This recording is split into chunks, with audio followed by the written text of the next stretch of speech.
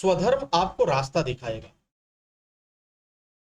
स्वधर्म आपके चेहरे पे मुस्कुराहट लाएगा।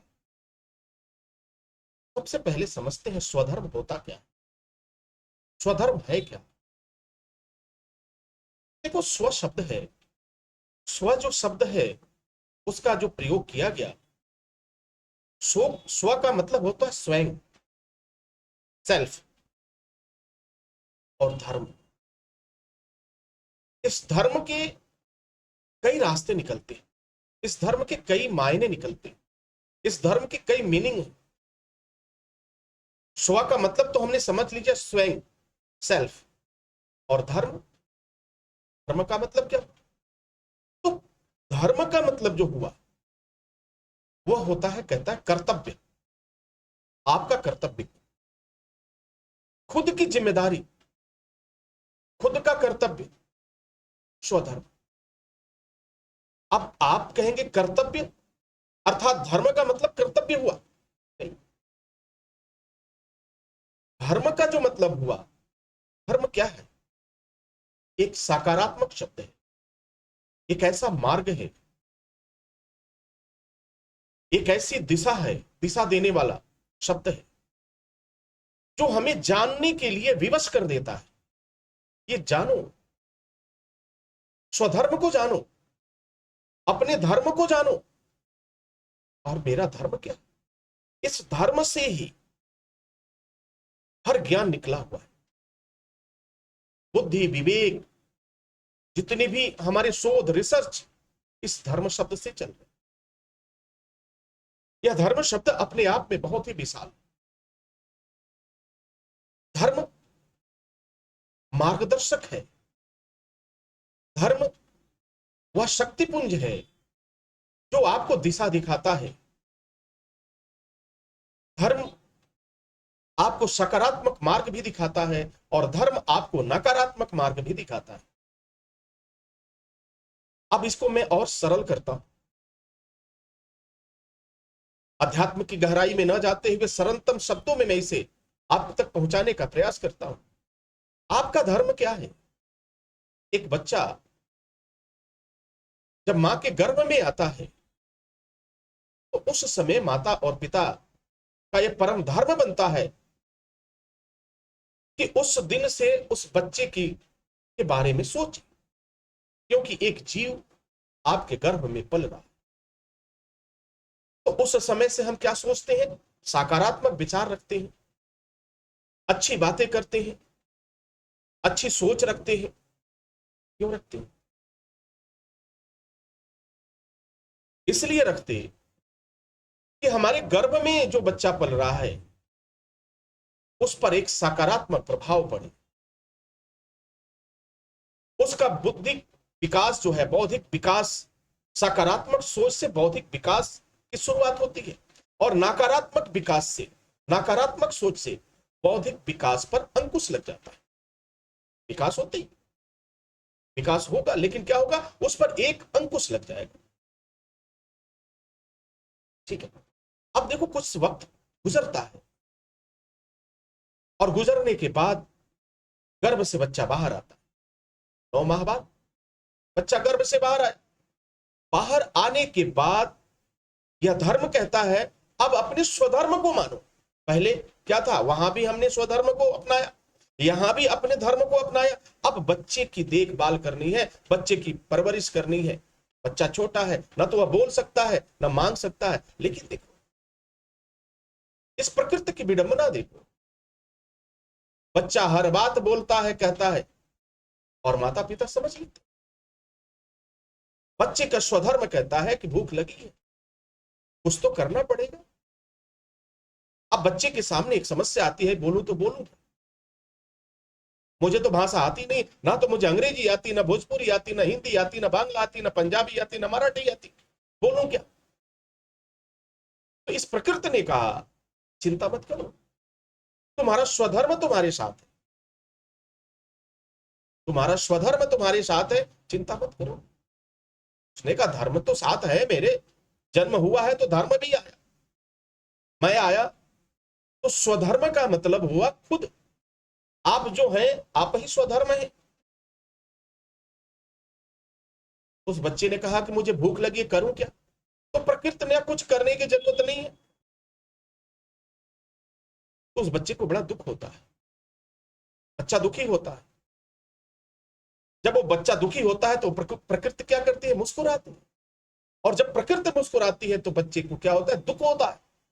और जब दुख होता है तो उस दुख और दर्द से बच्चा रोने लगता है। और जैसे ही बच्चा रोता है, प्रकृति और मुस्कुराती है, बच्चा और तेज रोता है। और जब बच्चा रोने लगता है तो माता पिता के हृदय में स्वधर्म को अपनाते हुए एक वात्सल्य प्रेम उमड़ पड़ता है और दौड़ करके मां बच्चे को गोद में उठा लेती है।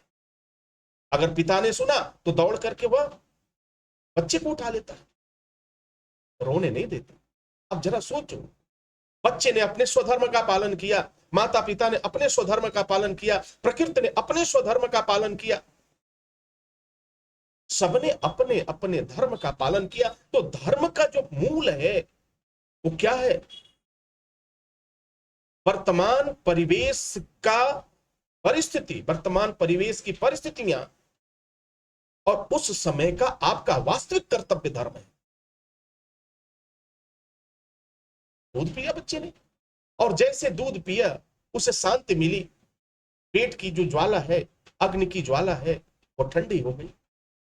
और जब ठंडी हो गई उसे आनंद मिला, स्वधर्म की वजह से आनंद मिला। अब जब आनंद मिला तो फिर प्रकृति मुस्कुरा रही, प्रकृति फिर मुस्कुरा रही। अब बच्चे ने कहा, वाह, तरीका तो तुम बहुत अच्छा जानते, तुम्हें मालूम है कि मैं बोल नहीं सकता, तुम्हें मालूम है कि मुझे भूख लगी है, लेकिन मैं मांग नहीं सकता, लेकिन रास्ता दिखा दो। कभी सुख दे करके, कभी दुख दे करके रास्ता दिखाने का कार्य क्या करता है? स्वधर्म करता है। तो स्वधर्म को अपनाना है, स्वधर्म ही सत्य है, बाकी धर्म तो असत्य है। बाकी जितने भी धर्म और आप पंथ मजहब देख रहे हो सब झूठे। एकमात्र अगर सुशाश्वत सत्य है, यूनिवर्सल ट्रुथ है, वो आपका स्वधर्म है। और जिस दिन स्वधर्म, जो भी व्यक्ति स्वधर्म को समझ लेता है उसे लोग कहते हैं बड़ा समझदार है। देखो, अपनी जिम्मेदारी को समझता है, अपने कर्तव्य को समझता है। सूर्य अपने स्वधर्म को समझता है और चक्कर लगाता रहता है, अपने समय से उदय होता है और अपने समय पर अस्त हो जाता है। चंद्रमा अपने स्वधर्म का पालन कर रहा है, मैं अपने स्वधर्म का पालन कर रहा हूं, पेड़ पौधे अपने स्वधर्म का पालन कर रहे हैं, माता पिता अपने स्वधर्म का पालन कर रहे हैं। हर व्यक्ति अपने स्वधर्म का पालन कर रहा है महाराज। स्वधर्म का मतलब उसका जो भी कर्तव्य है, जो भी उसे बन पाता है, चाहे वो सकारात्मक रूप में हो या नकारात्मक रूप में, वह अपने धर्म का पालन करता है। तो यहां निष्कर्ष क्या निकला? निष्कर्ष यह निकलता है कि वर्तमान समय में जो भी परिस्थिति आपकी बनी हो, उस परिस्थिति के अनुसार, उस परिस्थिति के अनुकूल आपका कार्य करना ही आपका स्वधर्म है। स्पष्ट हो गया? स्वधर्म का मतलब स्पष्ट हो गया होगा सबको? जितने भी लोग हैं, सुन रहे हैं, माताएं, बहनें, बड़े बुजुर्ग, तो स्वधर्म को समझो। हर व्यक्ति का स्वधर्म है। एक विद्यार्थी का, एक स्टूडेंट का स्वधर्म है कि वो अपनी जिम्मेदारी को समझे और उसको एक जिम्मेदारी दी गई है। अब एक शब्द यहां स्वधर्म में और जोड़ता है, जिम्मेदारियों का निर्वहन करना। जिम्मेदारियों का निर्वहन करना कौन करता है? एक स्टूडेंट, एक विद्यार्थी, एक छात्र की यह जिम्मेदारी बन जाती है कि वो पढ़ाई करे। उस समय उसका स्वधर्म है पढ़ना, स्टडी करना, लर्न करना, सीखना। पढ़ाई जरूरी क्यों? पढ़ाई जरूरी है बुद्धि के विकास के लिए। अब बुद्धि का विकास ईश्वर तो शरीर देता है, शरीर का विकास कर देता है, बुद्धि का विकास नहीं करता। और बुद्धि का विकास कर तभी होगा जब आप सीखेंगे, पढ़ेंगे। तो स्वधर्म ये कहता है कि जिस समय तुम्हारी जो भी अवस्था रही हो, गर्भ में था उस समय भी उसका स्वधर्म था, गर्भ से बाहर आया उस समय भी उसका स्वधर्म है, जब वो बड़ा हुआ, चलने लगा, बोलने लगा, हमारी भाषा बोलने लगा, उस समय भी उसका एक स्वधर्म है। विवाह हो गया, उस समय भी उसका एक स्वधर्म है। बूढ़ा हो गया, उस समय भी उसका एक स्वधर्म है। मृत्यु को प्राप्त हुआ, उस समय भी उसका एक स्वधर्म है। तो हर व्यक्ति जब अपनी जिम्मेदारियों को निर्वहन करता है, उसका पालन करता है और परिस्थिति के अनुसार उस कार्य को आत्मसात करता है, स्वीकार करता है, इट मीन्स एक्सेप्ट। विद्यार्थी को क्या है, उसका पढ़ना क्या है, स्वधर्म है। और माता पिता क्या करते हैं, पोषण करते हैं, उसके खर्च उठाते हैं, उनका स्वधर्म है। तो खुद की वर्तमान परिस्थिति, देखो वर्तमान परिस्थिति की मैं बात कर रहा हूं। ये धर्म शब्द जो है इतना विशाल है, इतना बड़ा है कि इस पर अगर व्याख्यान चले तो ये पूरा जीवन बीत जाएगा, ये पूरा जीवन बीत जाएगा, पूरा समय बीत जाएगा, फिर भी धर्म का व्याख्यान खत्म नहीं होगा। क्योंकि इसकी एक नहीं अनेक शाखाएं हैं, अनेक शाखाएं हैं, जहां आकर मिलती हैं उसे हम कहते हैं स्वधर्म। दोनों को अलग करते हैं स्वयं का धर्म। तो धर्म क्या है, वह शक्ति है, वह पुंज है, वह मार्ग है, वह गुरु है, वह दिशा है, वह कर्तव्य है, वह जिम्मेदारी है, जो आपको चलने के लिए विवश कर देता है, मजबूर कर देता है। अब आप ये कहो कि मैं स्वधर्म नहीं मानूंगा, तो आपकी हिम्मत नहीं है कि आप स्वधर्म को ना माने। मैं प्रमाण देता हूं, आपको मानना ही पड़ेगा। कैसे? अब आप कहोगे कैसे? चलो ठीक है, इस शरीर का पोषण ईश्वर नहीं करता है, शरीर का पोषण ईश्वर नहीं करता, और बुद्धि का विकास भी ईश्वर नहीं करता, या वह शक्ति को प्रकृति नहीं करती। शरीर का पोषण किसे करना होता है? आपको करना होता है। इसके लिए क्या करते हो? चलो मैं एक और सरल कर देता हूं इसे। भूख लगती है आपको, खाना खाते हो, आप 4 दिन खाना मत खाओ, पानी मत पियो, आपका स्वधर्म इतना आपको व्याकुल कर देगा, आपका स्वधर्म आपको इतना विवश कर देगा कि आप मजबूरी में मजबूर होकर ही काम करेंगे और फटाफट अपने पेट में इस अग्नि ज्वाला को शांत करने के लिए कुछ न कुछ डालोगे। या तो जल डालोगे, या तो अनाज, या तो फल फूल, कुछ न कुछ डालोगे, तुम्हारी बेचैनी बढ़ जाएगी। तो आपके शरीर ने स्वधर्म को मानने के लिए विवश कर दिया, आपके शरीर ने आपको स्वधर्म को मानने के लिए विवश कर दिया। अब देखो, थोड़ा और आगे बढ़ती है। बच्चे हैं, बच्चों की जिम्मेदारी भी उठानी है आपकी। अब आप ये नहीं कर सकते कि हम अपने बच्चे की जिम्मेदारी नहीं उठाएंगे।